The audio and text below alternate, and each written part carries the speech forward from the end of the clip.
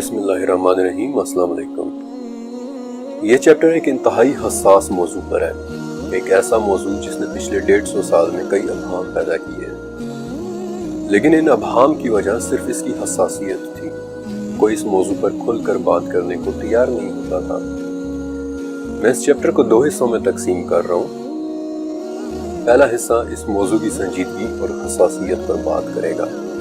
تاکہ آپ سمجھ سکیں کہ معاملات اتنے سیدھے ہیں نہیں جتنے ہم کہہ دیتے ہیں۔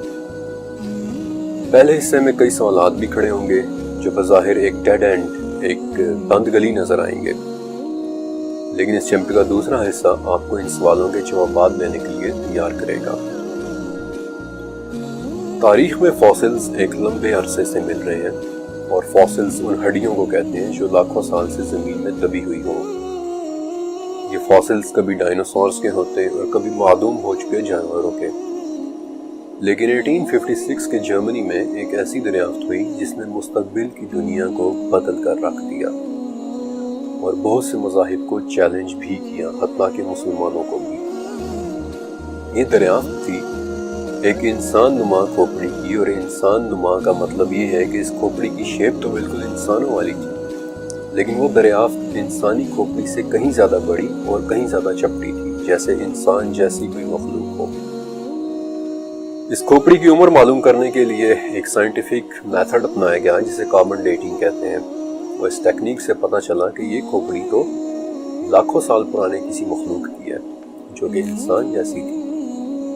لیکن ان لاکھوں سال کے دعوے میں تھوڑا سا شک کرنا ضروری ہے،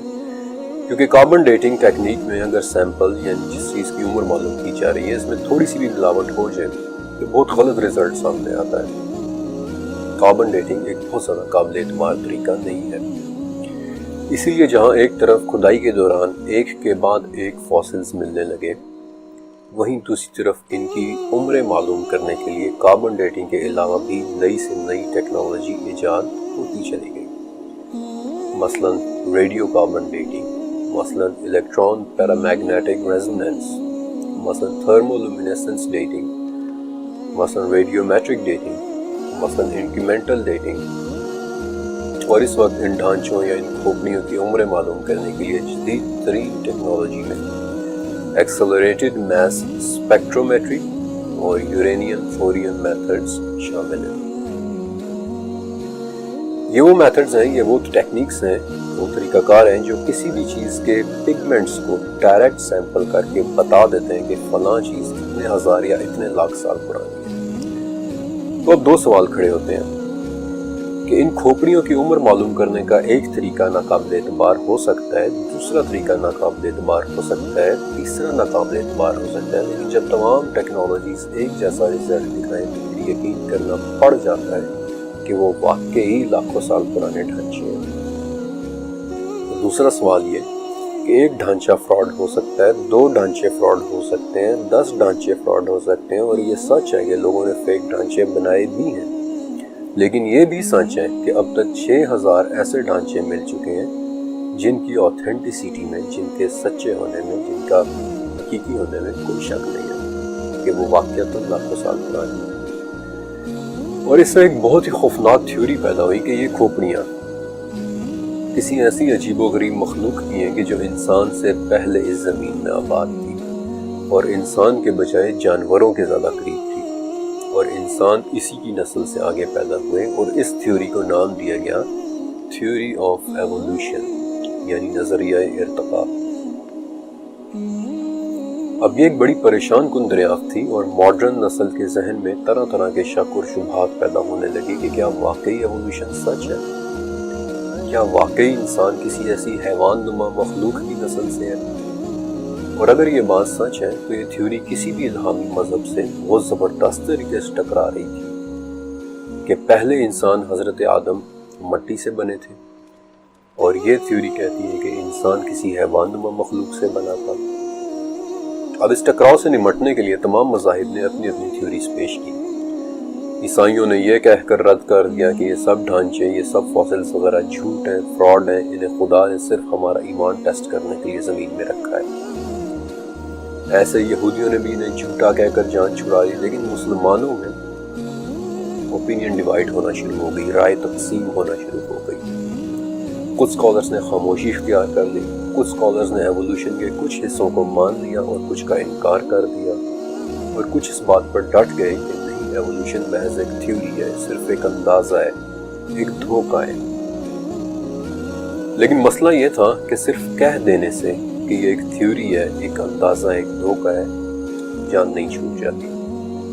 ماڈرن ایجوکیشن سے منسلک نسل سوال کرتی ہے، یہاں تک کہ 70s میں ترکی، سعودی عرب، لبنان اور پاکستان وغیرہ کو باقاعدہ ایک کیمپین چلانی پڑی تھی کہ ایوولوشن جھوٹ ہے، فراڈ ہے، دھوکہ ہے۔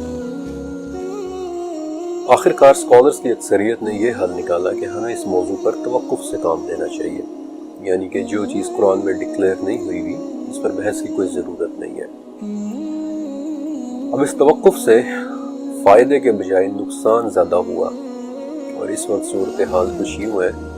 کہ 19% مسلمان، 19% مسلمان یہ ماننے لگ گئے ہیں کہ انسان ایوولوشن کی پیداوار ہے۔ بلکہ 2009 میں جب میکگل یونیورسٹی نے پاکستان کے ہائی اسکولز میں ایک سروے کیا تھا اور اسٹوڈنٹس کے سامنے یہ سوال رکھا تھا کہ کیا ان فاسلز کو دیکھ کر آپ یہ بات مانتے ہیں کہ ایوولوشن سچ ہو سکتا ہے، تو 86% نے ہاں ہی میں جواب دیا تھا۔ اور 2013 میں پیو ریسرچ کی PEW ریسرچ کی سروے سے یہ پتہ چلا تھا کہ ہاں کہنے والوں کی تعداد بڑھتی چلی جا رہی ہے، یہاں تک کہ ایران اور افغانستان جیسے کنزرویٹو ممالک میں بھی 26% نے ہاں کہی تھی۔ اور یہی وجہ ہے کہ 2014 میں جب داعش نے موصل عراق میں قبضہ کیا تھا تو سب سے پہلے انہوں نے اسکولز کے اندر بایولوجی پڑھانے پر پابندی لگائی تھی۔ اس موقع پر مجھے ایک واقعہ یاد آ گیا جو میں نے سینٹ آگسٹین کی 5ویں صدی کی ایک کتاب دی سیویٹاتے دے دا سٹی آف گاڈ میں پڑھا تھا کہ عیسیٰ علیہ السلام کے 170 سال بعد ایک رومن بادشاہ جولین کے سامنے ایک یونانی عیسائی اور ایک مصری ملحد کا مناظرہ ہوا تھا، اور آدم علیہ السلام کے بارے میں ان دونوں کا نقطۂ نظر سننے کے بعد جولین نے کہا تھا کہ پھر ہو سکتا ہے کہ ایک کے بجائے کئی آدم آئے ہوں، اور اس وقت ان تمام ڈھانچوں اور فاسلز کو دیکھتے ہوئے مسلمانوں کے ہاں بھی ایک بڑا طبقہ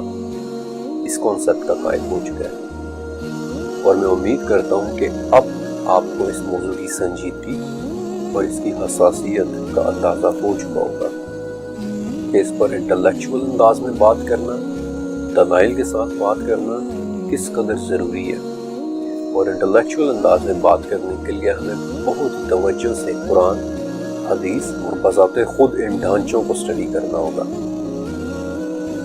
اب یہ ڈھانچے کتنے عجیب و غریب سے ہیں، چلے میں ان میں سے کچھ کے متعلق آپ کو بتاتا ہوں۔ 1974 میں ایتھوپیا سے ایک ڈھانچہ ملا جو بائی پیڈل، یعنی کہ 2 ٹانگوں پر چلنے والی کسی مخلوق کا تھا۔ یہ کسی عورت یا عورت جیسی کسی مخلوق کا ڈھانچہ تھا، it was a female skeleton، اور مقامی زبان میں لوگوں نے پیار سے اس ڈھانچے کا نام ڈنکنیش رکھا، جس کا مطلب ہے کہ تم کو پیاری ہو۔ دنیا آج اس ڈھانچے کو لوسی کے نام سے جانتی ہے۔ پچھلے 50 سال میں لوسی کو کئی ممالک میں لے جایا گیا، اس پر کئی طرح سے ریسرچ کنڈکٹ کی گئی، بلکہ اگر آپ نے 2013 میں ہالی ووڈ کی فلم لوسی دیکھی ہو تو اس فلم میں اسی لوسی کا ریفرنس تھا۔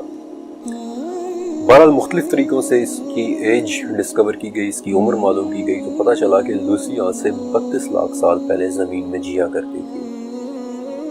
اور یونیورسٹی آف ٹیکساس نے اپنی ریسرچ میں بتایا کہ لوسی ایک درخت سے گر کر مری تھی اور بعد میں اسے کسی جانور نے کھا لیا تھا، اور اس جانور کا انفیکٹ ایک دانت آج بھی لوسی کی کمر کی ہڈی میں پھنسا ہوا ہے۔ اسی طرح 2 اور ڈھانچے، جن میں سے ایک ایتھوپیا سے ملا جو آج سے 20 لاکھ سال پہلے زمین پر چلا کرتا تھا، اور دوسرا کینیا سے ملا ایک ڈھانچہ ترکانا بوائے جو بالکل ایک نوعمر سے لڑکے کا ڈھانچہ تھا۔